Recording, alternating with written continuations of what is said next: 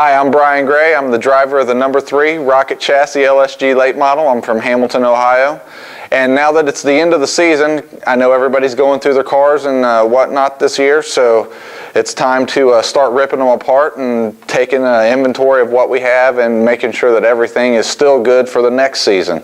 I know that most of you are going through changing bodies and greasing wheel bearings and all that stuff, and we're not going to cover that tonight.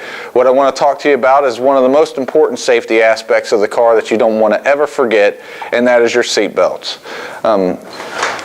This right here is the one and only thing that is really holding you in the car, whether you realize it or not. We know the seats are bolted in and all that, but the seat belts are really the most critical component of the safety in a crash situation. The first couple of things that you might want to know about the belt are that any belt that you do place in your car, you want to make sure that it is rated by SFI. SFI is a nonprofit company that tests all these products out there to make sure that they do the job that they're intended to do. The first couple of things that that you might not know about your belts is that there's actually 2 different ratings for seat belts in the industry.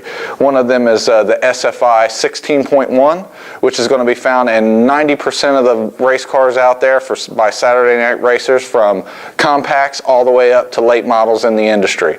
The other one is the 16.5 rated belt, and that is mainly used by drivers in NASCAR, any of the NASCAR teams, the top drag racing teams. The main difference between these 2 products is that the 16.1 and the 16.5 mainly have different hardware and a different webbing laced in between the layers of the belt. A couple things that you will notice between the 2 is that the 16.5s all have forged hardware. That's going to be the strongest component of your seat belt, whether it be the mounting brackets or be the actual clasp itself. During the time of while you're tearing your car down, make sure that you look at all of these points.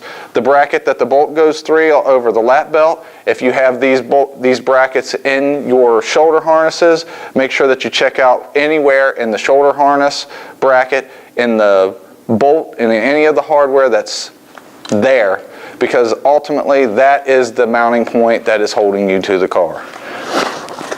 A couple of other areas that you want to take a look at are in the webbing. Make sure that there are no wear, any places where any of the material is rubbing, fraying, or any of that. You can send any of these belts back to the manufacturers. They will take the hardware and they will re-web that for you if you don't feel like spending the additional money to buy all new seat belts. The other area we want to talk about is the latch itself. When you do inspect these, make sure that it does unlock. Not necessarily the easiest, but you don't want it to stick and you don't want it to just come free. Especially on dirt cars, here's a real critical area, is that dirt gets embedded in between the ball bearings. That's what holds the latch to itself. You want to make sure that that opens and closes properly, that when it does lock, you hear the click. That lets you know that that belt has engaged between the bearings and that it's not coming loose. Another thing that I noticed throughout the season, where there were a few teams that had actually taken this little safety strap here and cut it off. That's a big no-no. This is a real important part of you being able to get out of the car, as well as a part of the belt to keep itself latched, so that during any time you're getting bumped around in the car, you don't accidentally unlatch it. I hope that all these points help you guys. Be safe and continue to race throughout the rest of the season, and we'll see you next year.